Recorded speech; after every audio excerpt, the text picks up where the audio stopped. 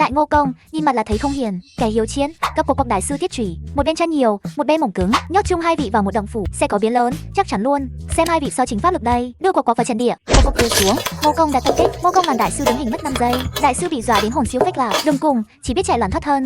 Ngô Công đâu có hiền, thích không buông, sai sang gặm chân giò đối thủ, đau quá, vùng vẫy tìm cách hất văng. Ngô Công lại bồi thêm phát cắn nòng cháy, của dùng thân pháp leo tường lánh nạn. Ngô Công bảo lăng quang mất dấu mục tiêu, của tạm thời có cơ hội thở dốc, tranh thủ tỏa thiền, tự chữa thương.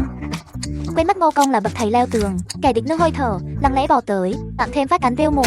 Đại sư lộn nhào, lại vắt chân lên cổ trốn. Ngô Công hăng máu, chi kích đến cùng, tấn công liên tiếp khiến đại sư phát điên, bắt đầu nhảy múa loạn xạ trong động. Quẩy mạnh làm Ngô Công cũng chóng mặt, cuối cùng cũng chịu dừng tay định thần.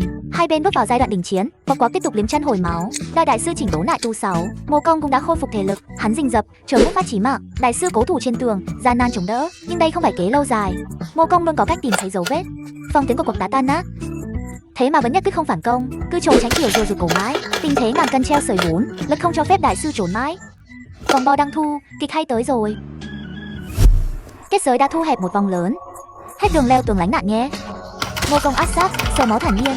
Đại sư lúc này thực sự cuống cuồng, nhảy lặn như kiến bò chảo nóng. Dù có vùng vẫy đến mấy, kẻ địch vẫn bình chân như vậy. Ngô Công cũng leo lên tường hỏng gió. Đại sư chính thức không còn chỗ dung thân, bo lại thu, tử thân đang gọi tên. Không gian chỉ còn bằng cái lỗ mũi, bắt buộc phải giao lưu thân mật tầm gần. Cuộc sợ đến mức muốn tè ra quần, cố thu mình vào góc bảo toàn mạng mọt. Ngô Công ung dung như giả vươn nhà. Cuộc hẹn hò cực S sẽ đi về đâu? Cùng chấu mắt chờ xem kết quả. Một canh giờ sau, mọi chuyện ngã ngũ. Ngô Công quấn chặt đại sư như hình với bóng. Đại sư rốt cuộc bị làm sao vậy cả? Ngô Công đã xuyên thủng đan điền đối thủ, đang hút sinh lực, nạn nhân thoi thóp, cơ thể tê liệt, không thể cử động, bị khóa chặt trong bát quái trận. Dính kịch độc tê liệt thần hồn, chỉ có nước nằm im chờ hóa kiếp. Đừng coi thường chiêu chậm mà chắc, hắn làm việc tỉ mỉ, phong cách hưởng thụ, đang từ từ sơi đua tối tươi sống, linh dịch xanh chảy ra lênh láng, nhìn mà xót xa cho một kiếp hào kiệt. Dù muốn vùng váy đến mấy đi nữa, công lực đá cạn, không thể phản kháng, nhắm mắt nhìn kẻ địch ăn thịt mình. Đại sư xẹp lép như bóng xì hơi.